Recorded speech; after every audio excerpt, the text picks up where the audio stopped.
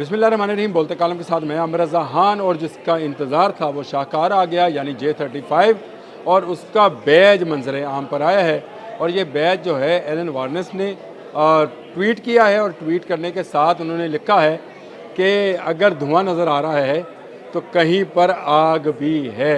Tweet साथ साथ चलता रहेगा, लेकिन सबसे पहले मैं एलन वार्नेस के बारे में बता दूँ आपको कि ये मरूफ जर्नलिस्ट हैं जो कि एक मैगज़ीन एयर फोर्स के एडिटर इन चीफ़ है। इसके अलावा भी ये मैगज़ीन निकालते हैं, पब्लिश करते हैं, जिनमें एयरक्राफ्ट के हवाले से ही या जहाज़ों के हवाले से ही मज़ामीन शाया होते हैं। उन्होंने ये ट्वीट किया और साथ में ये बैज भी दिखाया। बैज बड़ा दिलचस्प है। इस बैज पर लिखा है उर्दू में भारत के लिए मौत, और यही चाइनीज़ में लिखा है, और फिर यही हिंदी में लिखा है, और साथ में J35 है। ग्रीन कलर का ये बैज है।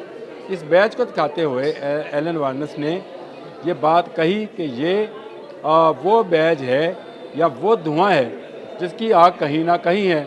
इसके बाद से सोशल मीडिया पर बहुत सारी खबरें चल रही हैं, और मीडिया पर बताई जाने वाली रिपोर्ट्स के मुताबिक पाकिस्तान ने J35 जहाज़ों की जो 40 टुकड़ियों का आर्डर किया था उसको बढ़ाकर 100 कर दिया है।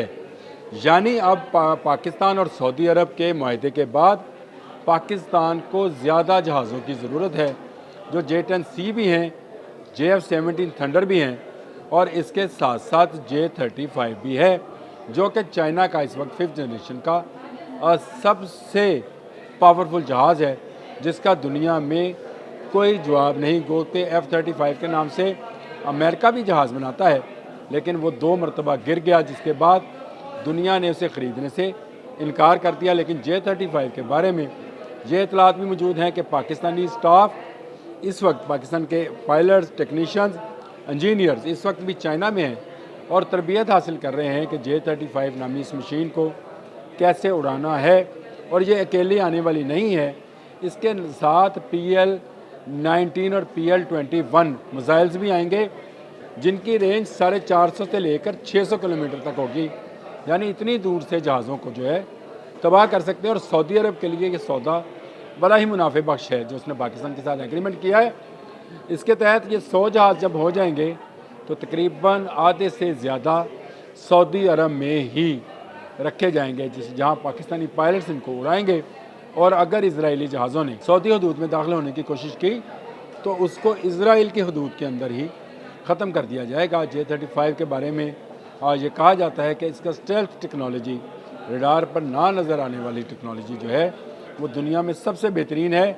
PL-15E हमने राफेल गिराया है, तो इससे अंदाज़ा करें कि अगर हम ये इन जहाज़ों के ऊपर PL-19 और 21 इंस्टॉल हो गए तो इनकी कारकर्दगी क्या होगी। दुनिया के बेहतरीन रडार्स इन जहाज़ों में है, दुनिया की बेहतरीन रफ्तार इन जहाज़ों की, और दुनिया के बेहतरीन मिसाइल इन जहाज़ों पर नस्ब हैं।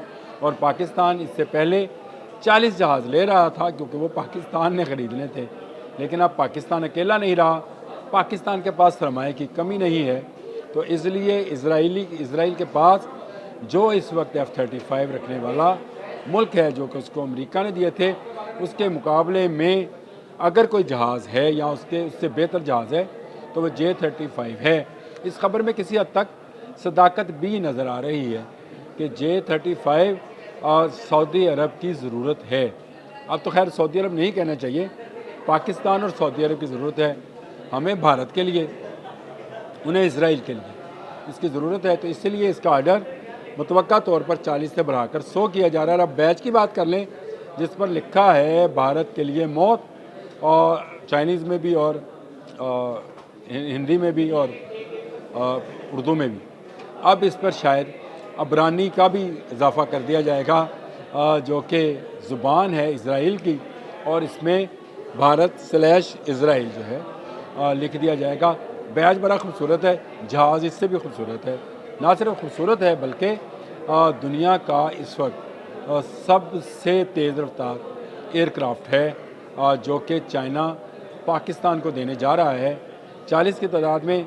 लेकिन सऊदी अरब के साथ मुआहदे के बाद, क्योंकि सऊदी अरब और हमारा दिफा अब एक हो गया है, इसलिए ये दिफा मजबूत इस सूरत में होगा जब वही वेपन्स जो पाकिस्तान इस्तेमाल करता है सऊदी अरब में भी इस्तेमाल हों। जो पाकिस्तानी पायलट भारत के लिए यहाँ मौत का पैगाम लेकर बैठे हैं वो सऊदी अरब में भी इसराइल के लिए मौत का पैगाम लेकर बैठे। वहाँ पर भी जो है इनकी ज़रूरत है, क्योंकि इसराइल मुसलसल जारहाना पॉलिसी अपनाए हुए है।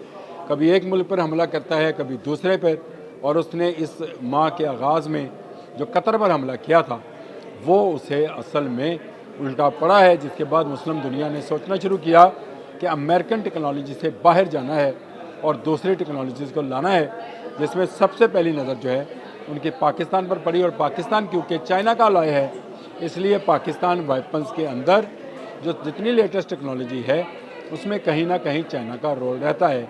पाकिस्तान का JF-17 थंडर ब्लॉक 4 भी तैयार हो रहा है जो 5th जनरेशन का है, लेकिन उससे पहले J-35 का आना जो कि 5th जनरेशन का स्टेल्थ टेक्नोलॉजी का जहाज़ है उसका पाकिस्तान एयरफोर्स में शामिल होना, और अब रॉयल सऊदी एयरफोर्स में शामिल होना जहाँ पर पाकिस्तानी पायलट ही इसको उड़ाएंगे, और इसराइल के लिए मौत का पैगाम बन जाएगा। ये वो अबाबीलें हैं जो उड़कर जाएंगी और इसराइल को नीस्तो नबूद कर देंगी, क्योंकि इनके अंदर जो मजाइज लगेंगे वो एटमी वॉर हेड ले जाने के भी काबिल होंगे। ये एक अच्छी खबर थी। मैंने कहा आपको बता दूं कि दुनिया मान गई है कि पाकिस्तान जो है उसके पायलट्स ने वो कारनामा सर अंजाम दिया जो कि भारत और फ्रांस सोच भी नहीं सकते थे। अब पाकिस्तानी पायलट वो कारनामा सर अंजाम देंगे जो अमेरिका और इसराइल नहीं सोच सकेगा। एलन वार्नेस ने एक ट्वीट और भी किया है, और ट्वीट वो भी दिलचस्प है। उन्होंने कहा है कि कंफर्मेशन है नंबर्स के साथ कि पाकिस्तान ने 4 राफेल गिराए हैं।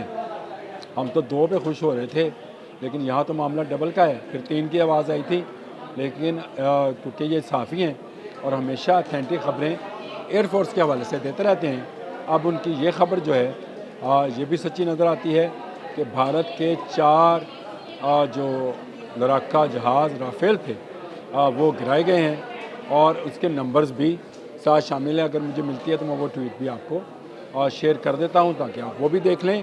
तो ये एक बड़ी खबर है। पाकिस्तान सऊदी अरब स्ट्रेटजिकली आपस में दिफाई तौर पर एक हुए हैं, तो अब वो टेक्नोलॉजी में भी एक दूसरे के साथ शेयरिंग करेंगे।